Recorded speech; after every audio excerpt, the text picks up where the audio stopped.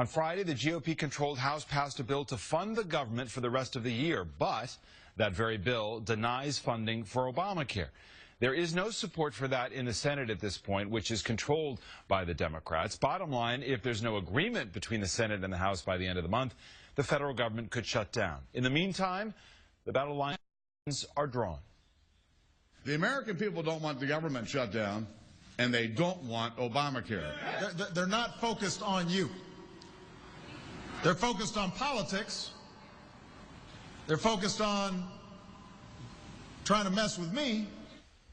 Joining me now from Utah, Republican Senator Mike Lee, from Minnesota, Democratic Senator Amy Klobuchar, and here with me in studio, California Congresswoman Democrat Barbara Lee, and Republican Congresswoman from Tennessee, Marsha Blackburn. Welcome to all of you.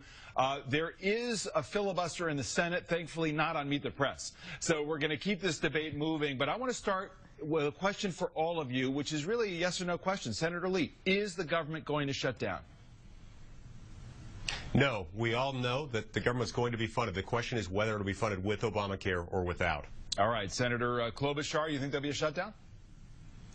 No, because I believe in the end people of goodwill will come together and do the right thing and stop this political brinkmanship. To the Congresswoman here, Barbara Lee, what do you say? No, and we're not going to allow the defunding of the Affordable Care Act. No, as much as the president wants to shut down, he's not going to get it. All right, so who wants it, who doesn't want it, is it going to be shut down? But you all think somehow this is going to be avoided. Look, the question for you, Senator Lee, as one of the, if I may, the firebrands in the Senate, conservatives who are fighting to defund Obamacare, you have gotten what you wanted. You wanted to have this fight. They've had it in the House. It's now coming your way in the Senate. But I don't have to tell you, Republicans are arguing with each other about whether this is the right thing. You have members of Congress who think you have overpromised to the base. Your own colleagues that I've spoken to believe that. Karl Rove wrote this, former Bush advisor in the Wall Street Journal on Thursday: the desire to strike at Obamacare is praiseworthy, but any strategy to repeal, delay, or replace the law must have a credible chance of succeeding or affecting broad public opinion positively. The defunding strategy doesn't. Going down that road would strengthen the president while alienating independents. It's an ill-conceived tactic, and Republicans should reject it. What do you say to that, Senator Lee?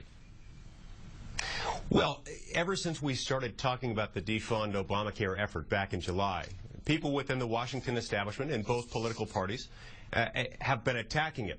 Right off the top, they said it can't be done. Some of them even said legally, it is not physically or legally possible to pass a bill that funds government but defunds Obamacare. Meanwhile, we've seen that all of those things are untrue. We've seen that the American people are rallying around this idea. They have seen the president acting to protect big business, big unions, and other special interests, and they want to be protected too. But Senator, so you don't have support in the Senate. Public opinion is running against Obamacare. That's a fact. You also don't have support in the Senate to defund Obamacare, do you?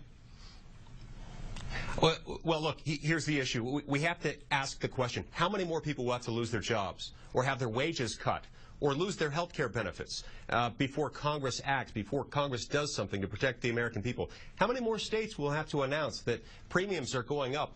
You know, this week we saw Home Depot announcing that 20,000 employees will lose their health care benefits. The House boldly acted this week, and I commend Speaker Boehner for his leadership on this. But I asked a direct question. Now it's do you have support in the Senate to defund Obamacare, or don't you? We have support in the Senate. We have all 45 Republicans in the Senate in March voted to defund Obamacare. We will keep those and add a 46th, Jeff Chiesa from New Jersey. I hope that a few Senate Democrats, particularly those from red states who are up for re-election this year, will consider joining us, because this is what the American people Let me get everybody to sound off. Here's my question for the group, and I'll come to you, Congresswoman Blackburn, first. You remember in the 90s, the shutdown, 95, sure. 95 and the 96, the prevailing view is it hurt Republicans. Look at the bare fact at $1.4 billion in dollars in the cost of the government. The images of closed parks and furloughed workers and parts of the government shutdown was seen as a net negative for Republicans. Why would you want to go through that again? We're not trying to go through it. We know the president wants it because he wants control of the checkbook for discretionary spending. Republicans are committing to solving the problem of all of this spending in Washington, Washington, D.C. I mean, look at what has happened with spending since this president took office. Look at what is happening with jobs, with the economy. Look at what is happening with Obamacare and the impact that $2.6 trillion of additional expense is going to have on federal spending. We want to solve the problem. We'd love to have the president meet with us instead of going to meet with Putin. Senator Klobuchar, your thoughts on this? Well, first of all, David, I think our economy is on the cusp of great opportunity here. The unemployment rate in my state is down to 5.1%. The real estate market is turning around, and you're seeing improvements across the country, but we're not where we're supposed to be.